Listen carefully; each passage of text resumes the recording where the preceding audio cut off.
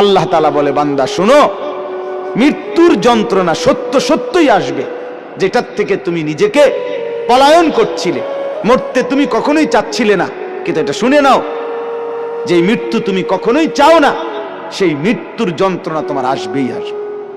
সাকরাতুল মউত, হাত্তাকে এমনকি আল্লাহর নবী সাল্লাল্লাহু আলাইহি সাল্লাম পর্যন্ত ইন্তেকালের পূর্বে নবীজি হাদিসে স্পষ্ট আছে, আম্মা জান আয়েশা বলছেন, নবীজি সাল্লাল্লাহু আলাইহি সাল্লাম একটা বাটির মধ্যে পানি দিছে, আর নিজের পবিত্র ডান হাত মোবারক দিয়ে হাত দিয়া এই বাটির পানির মধ্যে চুবাইতেছিলেন, আর কপালের ঘাম মুছতেছিলেন নবীজি, আর বলতেছিলেন, লা ইলাহা ইল্লাল্লাহ ইন্না লিল মাউতি সাকারাত, আল্লাহ আপনি ছাড়া আর কোনো ইলাহ নাই, আহা মৃত্যুর তো বড়ই যন্ত্রণা। নবীজি বলতেছিলেন, খুদ রাসূল বলতেছে, যার কষ্ট হওয়ার কোনো কারণ নাই, শুধু আল্লাহ তাআলা দেখাচ্ছিলেন, বন্ধু আপনার উম্মতের হালাত কেমন হয়। নবীজি বলতেছিলেন, হায় মৃত্যুর তো বড় যন্ত্রণা।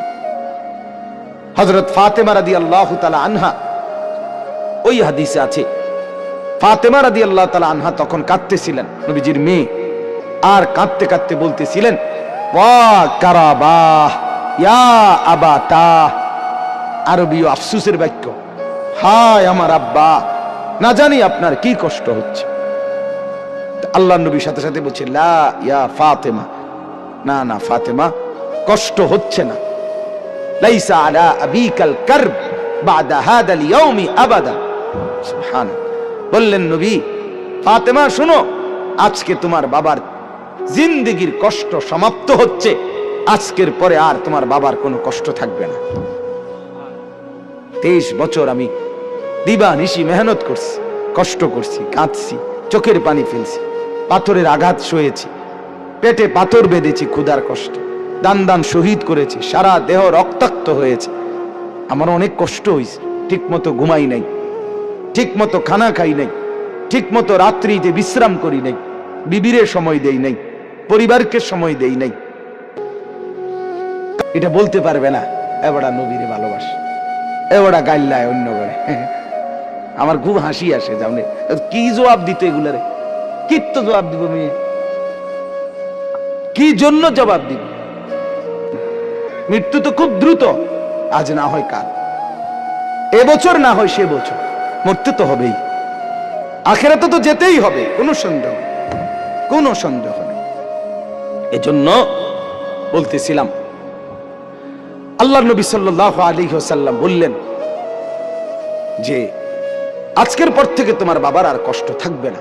আমার বলার উদ্দেশ্য হলো, সাকরাতুল মাউত, মৃত্যুর যন্ত্রণা, প্রত্যেককে মৃত্যুর পূর্ব মুহূর্তে মৃত্যুর যন্ত্রণা সইতে হয়, ভীষণ যন্ত্রণা, ভীষণ ভীষণ, কিন্তু ঈমানদার সেই যন্ত্রণার মধ্যেই মজা পায়, মৃত্যুর সেই যন্ত্রণার মধ্যেই আনন্দ পায়। ঝাল তো খুব হয়েছে, কিন্তু স্বাদও তো লাগতেছে, ঠিকই না বলেন? শীতকালীন তরকারি তো ঝাল হইছে, বাকি শীতের ঠান্ডার মধ্যে ঝাল তরকারি খাইতে মজাও তো পাচ্ছে, ঠিক এরকম মৃত্যুর যন্ত্রণা হইতেছে ঠিক, কিন্তু এই যন্ত্রণা মনে যেন চিরে ভিড়ে যাচ্ছে, কিন্তু ঈমানদারের দিল খুশি, কিছুক্ষণের মধ্যেই আমি আমার মাওলার জান্নাত দেখতে পাব। এটা তখন তাকে সব কষ্ট ভুলায় দেয়, সব কষ্ট ভুলায়।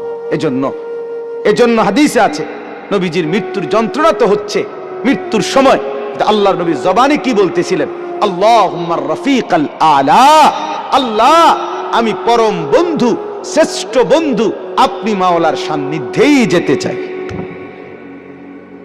তার মানে যেন আল্লাহ তাআলা বুঝাইছেন, বন্ধু মরবেনও না, তা আমাকে আর পাবেন কেমন, মরতে তো হবেই, আসতে তো হবেই আমার কাছে। একটা মজার উদাহরণ শুনেন, আমরা কিতাবে পড়ছি, ইব্রাহিম আলাইহিস সালাম, ওনাকে মালাকুল মউত আজরাইল ওনার জান কবজ করার জন্য আসছে। তা আসার পরে আজরাইল বলছে, হে আল্লাহর নবী ইব্রাহিম, আমি আসছি আপনার জান কবজ করতে, আপনি যাবেন? ইব্রাহিম আলাইহিস সালাম তখন মালাকুল মউত আজরাইলকে বলছে, আজরাইল কি বললা এটা? আচ্ছা তুমি আল্লাহকে একটা কথা জিজ্ঞেস করো, গিয়া যাও, একটা প্রশ্ন আমার, বলছে কি বলেন? তখন ইব্রাহিম আলাইহিস সালাম বলছে আল্লাহকে তুমি গিয়া বলো আয়াকবিজুল খলিলু রূহা খলিলিহি, কয় বন্ধু আরেক বন্ধুর কি জান কবজ করে? বন্ধু কি বন্ধুরে মাইরা ফেলে? কসাইডে কইতে কম, মানে আমি না আল্লাহর বন্ধু, তা বন্ধু কেমনে বন্ধুর মাইরা লায়? এটা কেমন কথা? আজরাইল গেছেন, আল্লাহ তাআলাকে শুনাইছেন, আল্লাহ তো শুনছেই, তো আল্লাহকে বলছে রব্বুল আলামিন ইব্রাহিম তো এটা বলছে, কি বলতাম? তো আল্লাহ তাআলা ফেরত আরেকটা কথা বলছে যে আজরাইল তুমি গিয়ে এটা বলো ইব্রাহিমকে। এবার দেখো কি কয়। আজরাইল আসছে, আয়েশা বলতেছে আল্লাহ বলছে আপনাকে জবাবে আয়াকরাহুল খলিলু লিকা খলিলিহি, বন্ধু কি বন্ধুর সাক্ষাৎ পেতে চায় না? বন্ধু কি বন্ধুর মোলাকাত পছন্দ করছে না? বন্ধুর সাক্ষাতে যাবেন না? ইব্রাহিম আলাইহিস সালাম সাথে সাথে বুঝে ফেলছে, হায় আচ্ছা তো আসলে মৃত্যু না, এটা তো আমারে মেরে ফেলা না, এটা তো আমার রূহ কবজ না, বরং আমাকে তো আমার মাওলার সাথে মিলায়া দেওয়া। তখন সাথে সাথে উনি বলছে ইকবিদ রূহি আল আন ইয়া মালাকাল মউত, হে আজরাইল মালাকুল মউত, এখন আমার রূহ কবজ করো, আমি বন্ধুর কাছেই যেতে চাই। তাহলে সাকরাতুল মউত, মৃত্যুর যন্ত্রণা সহজ হয়, লাঘব হয়, আসানি হয় যদি কোনো মৃত্যু পথযাত্রী মুমূর্ষ ব্যক্তির সামনে সূরা ইয়াসিন তেলাওয়াত করে। আমার বাপ সুন্নত, সুন্নত মৃত্যুর আগে, মৃত্যুর পূর্ব মুহূর্তে কোন বান্দার জন্য কোরআন থেকে পড়া, এটাই হলো মূলত সুন্নত, এটাই সুন্নত। মৃত্যুবরণ করবার পরে পড়া এটা সুন্নত না, এটা সুন্নত না। মৃত্যুবরণ করার আগে পড়া সুন্নত। এরপরে বলে তো কখনোই পড়ানো না, সেটা হলো স্বাভাবিকভাবে আমার আব্বার জন্য আমি দোয়া করব, তার জন্য কোরআনুল কারীম পড়ে পড়ে দোয়া করা, সেটা তো হলো সবসময়ের আমল আমার। কিন্তু এটাকে একটা রসম বানায় নেওয়া, নির্দিষ্ট নিয়ম বানায় নেওয়া, মরছেন তো এইবার 10 জন দিয়ে এবার নির্ধারিত পদ্ধতিতে নির্দিষ্ট এই সময়ের ভিতরেই পড়াইতেই হবে, দোয়া পড়াইতেই হবে, খতম পড়াইতেই হবে, এর মাধ্যমে তাকে কবরবাসীর বা মৃত ব্যক্তিটার উপকার পৌঁছাইতেই হবে। এখন এভাবেই, এটাই নিয়ম, এটাই সিস্টেম, এটা সুন্নত না। এটা কি না বলেন না? সুন্নত না, সুন্নত নয়। আপনি বলবেন, আপনারা বলবেন এই জন্য এগোরে ওয়াহাবি কয়, শেষ পর্যন্ত কথা শুনবেন, এটা কয় দেখবা যেই কোনো কিছুতে এরা উল্টাটা কয়। আসলে উল্টাটা চলতে চলতে এখন বারোটা উল্টা হয়ে গেছে, ভাওটা হয়ে গেছে উল্টা, সুন্নতটা হয়ে গেছে অপরিচিত, বেদাতটা হয়ে গেছে পরিচিত, পরিচিত। এখন মুসলমানের ঘরে একটা দস্তরখানের কথা জিজ্ঞেস করিলে এবারে লুঙ্গি আনে,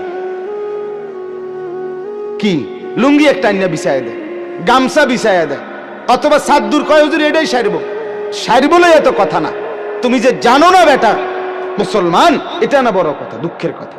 তুমি তোমার রসুলের একটুটুকু পরিচয়ও তোমার মধ্যে নাই। আল্লাহ তাআলা আমাদেরকে সুন্নতের মহব্বত করার তৌফিক দান করেন। তাইলে আমি 2টা ফজিলত বললাম, এবার আরেকটা ফজিলত। রাসূলুল্লাহ সাল্লাল্লাহু আলাইহি সাল্লাম বলেন, যে ব্যক্তি সকালবেলা সূরা ইয়াসিন তেলাওয়াত করবে সন্ধ্যা পর্যন্ত সে বিপদ আপদ থেকে নিরাপদ থাকবে। সন্ধ্যায় পড়বে, সকাল পর্যন্ত বিপদ আপদ থেকে নিরাপদ থাকবে। তাইলে সূরা ইয়াসিন অনেক ফজিলত, মৃত্যু পথযাত্রীর মৃত্যু যন্ত্রণা সহজ হয়। এরপরে সকাল সন্ধ্যায় পড়লে তার আপনার বিপদ আপদ পরেশানি মুসিবত থেকে দূর হয়। সর্বোপরি সূরা ইয়াসিন এটার দ্বারা অনেক বেশি ফজিলত অর্জিত হয়। একজন ইমানদারের উচিত সূরা ইয়াসিনকে নিয়মিত তেলাওয়াতের অংশ হিসাবে গ্রহণ করা। আল্লাহ তাআলা আমাদেরকে তৌফিক দান করেন।